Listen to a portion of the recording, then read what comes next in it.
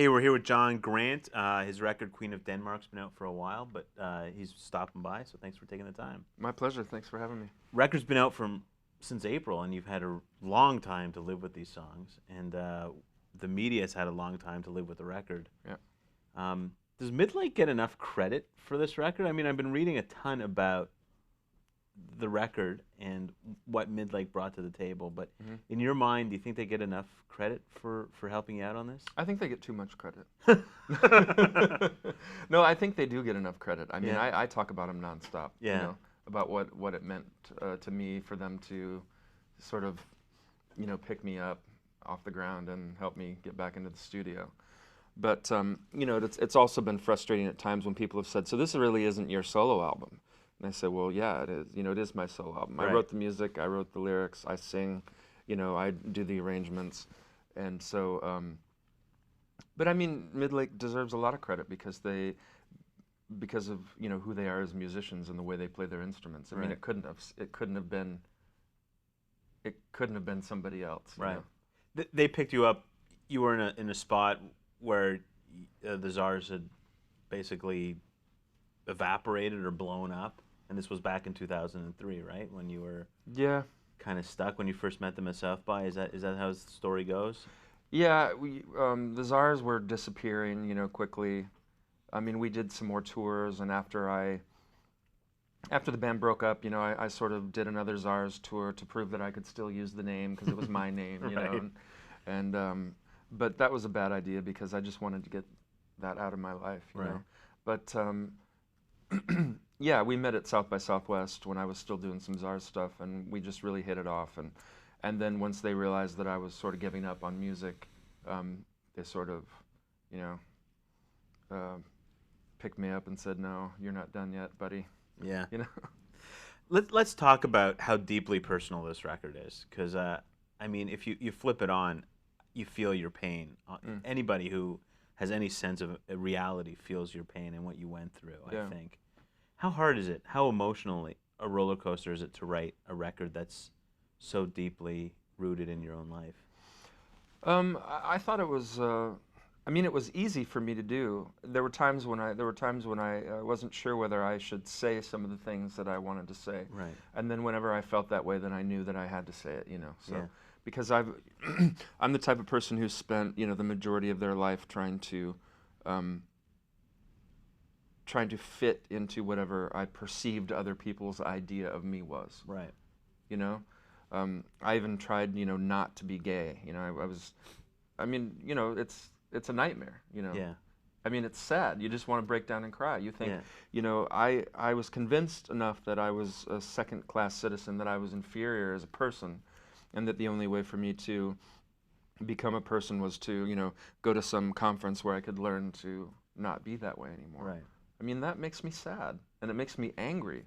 And that's one of the reasons that I wanted to do this record, was because I'm angry that I've had friends tell me, your self-esteem has really never even had a chance. You had one thing after another, from your family to the situations that you've been in, just bad luck, where you Right. just, you just didn't have any sort of way to have any sort of confidence at all. And it just kept getting worse and worse. And it's like, here I am at 42 now, and I think, I want to swear now. Can I swear? Yeah. Yeah. Fuck, Yeah. Yeah. I want to be, I'm great. There's nothing wrong with me. So it was nice for me to be able to say, you know what, fuck you. I'm going to make this album. I'm going to say everything that I've always wanted to say, and say it exactly how I want to say it. And it's going to be my pictures and my handwriting on the thing, and my vision completely.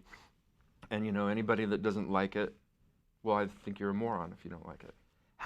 How crazy it is that you live in the United States, and that you had to live with that emotion and live with that suppressing who you really were for so long. I mean, now, Don't Ask, Don't Tell is all over the papers and all over the news, but these are people who are saving the country in one way or another that are having to suppress their own feelings. Like, how messed up is that? I mean, my head is completely fucked up because of it.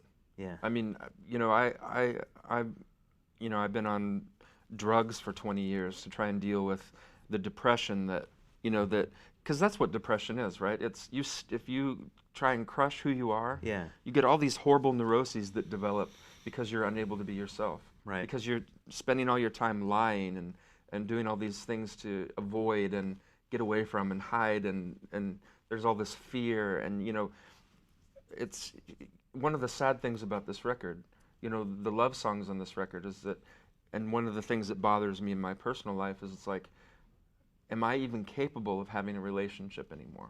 Because I don't even know how to let somebody else love me or love somebody else because I've got too much bullshit going on in my head. So I'm trying to work through that because I'd like to think that someday I could, that I could have this thing that other people have too, Sometimes it's overrated. So. Yeah, I mean, I think about that too, relationships are tough. Yeah. They're hard, so I'm trying to just enjoy, the freedom that I have right now as well, traveling the world, playing my music, meeting incredible people everywhere, Right. and talking to them and hanging out. And it's a great, thing. Musically, the record does this 70s thing. I don't know. I read Journey and I read Bread and Beach Boys. Are these sounds that you have? I mean, you're 42, so these are records that you probably grew up listening to. Yeah. When you were younger, and there's sounds that stick with you. But there seems to be this whole, whether it's this record or the My Morning Jacket records or Phosphorescent record, there seems to be this 70s thing that's permeating through like indie rock these days. Yeah. Can you figure out why, or how, or why it is on your record? Well, for me, it's a comfort thing. It's like the sound of happiness. I mean, listening to that AOR stuff. I grew up listening to ABBA, and my parents had all these 8 tracks of the first Olivia Newton-John stuff, and John Denver and Roger Miller, and my brothers were listening to Kiss and Molly Hatchet and Nazareth and Journey, the album Infinity. That album is one of the greatest albums ever, as far as I'm concerned. The sounds on that record, right? Supertramp, Breakfast in America, that was happening all the time, in our house, and the Carpenters as well. And I don't know why it's happening with these other guys, but that's the sound of not being fucked up yet for me. Right. And so you retreat there because that's your happy place? I guess. I mean, the next, I want to do, I'm a big 80s fan too, 80s new wave and electro and all that stuff, and I'm going to go there too, but that's mixed up with that's already mixed up with the sexual problems and all that stuff, because that's when all that stuff started happening, Yeah. But this is about, feeling good and feeling comfortable before you realize that there's going to be all this trouble, Yeah. You've been sober now for how long? Going on 7 years. And how does that feel? I mean, it sucks sometimes. Yeah. Because going through this relationship that I wrote a lot about on the record, it was I wanted to drink a lot, and I wanted to, I really felt like I wanted to drink a lot. Yeah. Because I just wanted to shut my brain off. Right. And I spent so much time beating up on myself for being, as I put it towards myself, for being a failure, for, blaming myself for the failure of that relationship. I just, it's a lot easier when you can just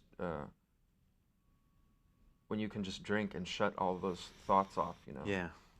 Or just, go out and drink and get laid and like just not think about all that stuff, But, I mean, obviously I wouldn't be here sitting with you now if I hadn't done that. Yeah. I would never have been able to move to New York. I would never been able to go be with Midlake and do the record. I wasn't functioning very well anymore. And I couldn't sing or play the piano on stage as drunk as I was. And the cocaine sort of really accelerated the downward spiral, because that just did horrible things to my brain, It's really a crazy tale of suppression, right? I mean, the last 20 years for you, whether it was your sexuality or your feelings, your emotion. I mean, it's great that you've come this far. Yeah, I mean, I suppose, yeah, it is a good thing. Both Chicken Bones and I Want to Go to Mars, the videos, I mean, as crazy as the songs are to begin with, the videos are quite exquisite and quite eclectic. Yeah. Did you direct? I mean, are these thoughts that are in your head, or you had help? No, basically Simon Raymond, the head of Bell Union, he came upon these guys, saw some of their work, and he was like, "Oh, John Grant would love this. This is exactly what he's like, you know." Yeah. And he sent me some clips and said that he thought I would love it, and sure enough, you know, I thought it was great. Plus, I was really getting into this girl, Kate LeBon, at the time, and they'd done a bunch of videos for her. Right. And so immediately I was like, yeah, I want to work with them. We talked a bit about it before we sat down, but the Chicken Bones video, walking around in that outfit. Yeah. Yeah, that sucked. I mean, that was scary for me. That was sort of me, you know. I mean, for me, it was really scary. You know, like it was funny afterwards when you watch the video. It's hilarious, and of course, but I decided that, you know, no matter how scared I was to walk around in that outfit in this rough town, what's considered to be a rough town of, you know, drunkards and you know, just lots of crazy people. Me being completely sober and being in that skin tight, bright yellow, you know, gay superhero uniform, you know, that bring back childhood memories? It did. Yeah. It did, you know? I mean, being called a faggot on the street while wearing that outfit, it's like, those people don't know me, and they don't, you know, they're saying that because of the suit that I'm wearing. They don't know that I actually, you know, am. Yeah, that I actually am. But I mean, it brought back a lot of that stuff, you know, and it was crazy. And the people that were around me, they were like, "What's your problem? You know, come on, man, this is fun, this is hilarious." And I said, "I'm doing this because I trust your vision, because I trust I see the stuff that you make, and I know that this is going to be good, but this is definitely not easy for me." Yeah. Explore Music wears English Laundry apparel.